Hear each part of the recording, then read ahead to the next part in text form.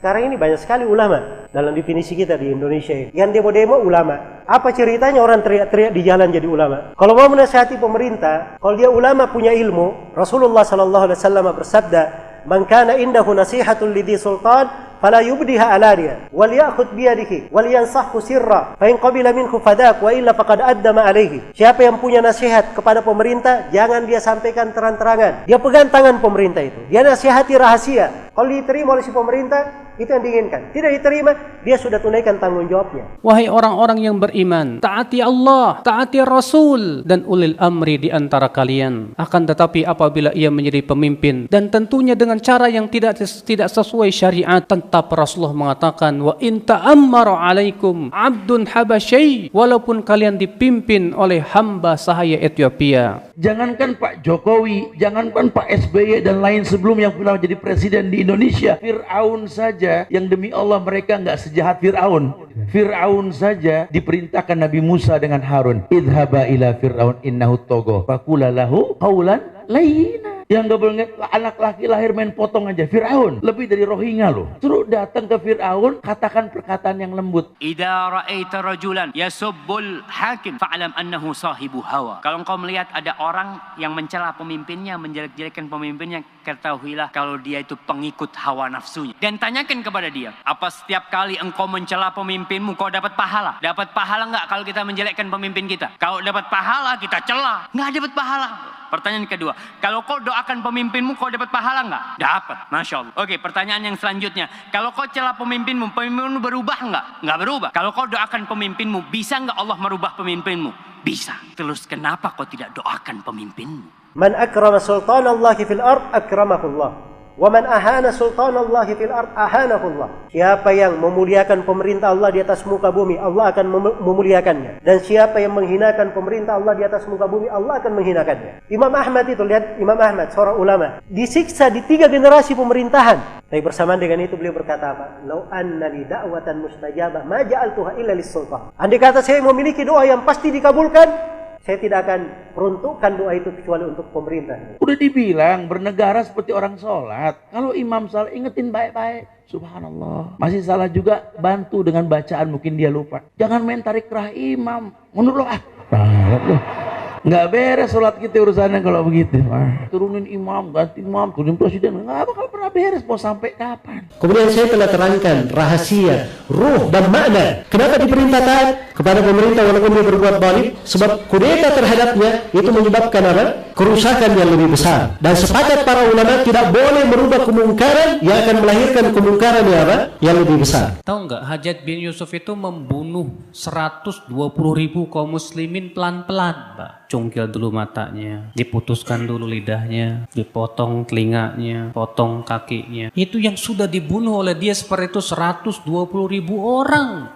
Di antaranya sebagian sahabat dan sebagian ulama tabi'in. Mendengar orang berdoa, ya Allah, binasakanlah Hajjaj bin Yusuf. Kata Al-Hasan Al-Basri, kamu jangan doa seperti itu. Aku khawatir, kata beliau, kalau Allah kabulkan doamu dan Hajjaj pun binasa, ternyata penggantinya dia kera dan babi. Katakanlah, kamu mengatakan bahwa Hajjaj bin Yusuf itu kejam. Memang dia kejam, betul. Dan kamu berdoa kepada Allah supaya Allah binasakan dia. Kamu yakin penggantinya lebih baik? Mungkin sezalim-zalim pemerintah yang ada di belakang ini tengah umat. Tidak ada yang sezalim Fir'aun. Saya mau tanya, dalam Al-Quran pernah dikisahkan Nabi Musa dan Bani Israel demo Fir'aun? Fir'aun dan bala tentaranya dibinasakan. Sebab kebinasaannya satu amalan Bani Israel yang mereka lakukan. Allah berfirman dalam Al-Quran di surah Al-A'raf, kami wariskan bumi dari timur hingga baratnya, bumi yang diberkahi, kepada kaum yang tadinya tertindas di atas muka bumi, dan telah sempurna kalimat Allah yang maha indah untuk Bani Israel disebabkan karena kesabaran mereka. Mereka hanya punya sabar. Perintah untuk taat kepada pemerintah muslim walaupun dia zalim,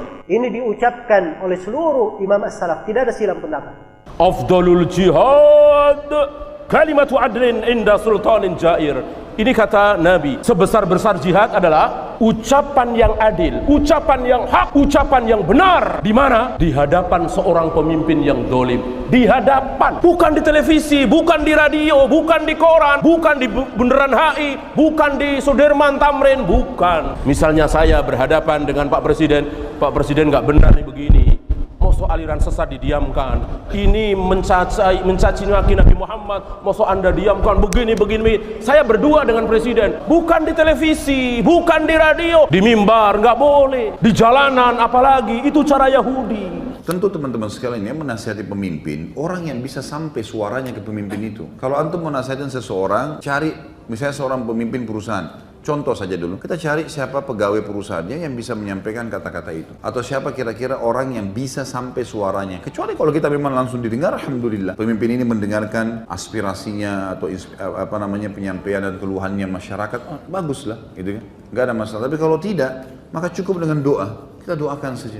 Itu senjata bagi orang beriman. Allah bisa masukkan ke dalam hati dia berubah, bisa. Bukan mustahil. Allahumma ya Allah, bukakan pintu hidayah. Jagalah Bapak Jokowi dan seluruh jajarannya. Jaga mereka dari segala mara bahaya. Berikan petunjukmu, berikan hidayahmu ya Allah. Semoga mereka bisa membawa negeri ini kepada negeri yang baldatun thayyibatun rabbun ghafur. Katakan doa itu, dapat pahala dan Allah bisa. Doakan presiden kita, doakan wakil presiden kita, doakan gubernur kita, doakan. Semoga Allah berikan hidayah. Suatu negara rakyatnya 200 juta, kemudian presidennya adil, membahagiakan 200 juta orang, betapa banyak pahala yang dia dapatkan. Beliau berkata, jika seorang pemimpin bersungguh-sungguh berisyihad untuk memperbaiki agama rakyat dan untuk memperbaiki dunia rakyat, dia perhatikan dua-duanya. Jika dia sudah bersungguh-sungguh untuk perbaiki, sebisa mungkin, berhasil atau tidak berhasil urusan Allah, tapi dia berusaha sebisa mungkin, kata Ibnu Taimiyah rahimahullah, fa innahu afdalu ahli zamani. Dia adalah orang yang paling afdal di zamannya. Di negara-negara Islam, kezaliman ul amri disebabkan karena kezaliman rakyatnya. Allah berfirman dalam surah Al-An'am, demikian kami jadikan penguasa-penguasa orang yang zalim disebabkan kezaliman sebagian dari mereka dengan apa yang mereka usahakan. Tidak mungkin pada masa kita sekarang ini pemimpinnya seperti Umar bin Abdul Aziz atau seperti Muawiyah bin Abi Sufyan, tidak mungkin. Atau seperti Umar bin Khattab, tidak mungkin. Kalau rakyatnya zalim, maka pemimpinnya pun zalim. Kalau rakyatnya berbuat maksiat, pemimpinnya pun demikian. Kalau rakyatnya melalaikan salat, pemimpinnya pun demikian juga. Menghilangkan kezaliman penguasa yang ada di negara-negara Islam, yang pertama kewajiban kaum muslimin apa? Yang pertama, taubat kepada Allah. Kalau penguasa itu berbuat dosa, kita pun banyak berbuat dosa dan maksiat kepada Allah. Kita wajib taubat. Yang kedua, membersihkan diri kita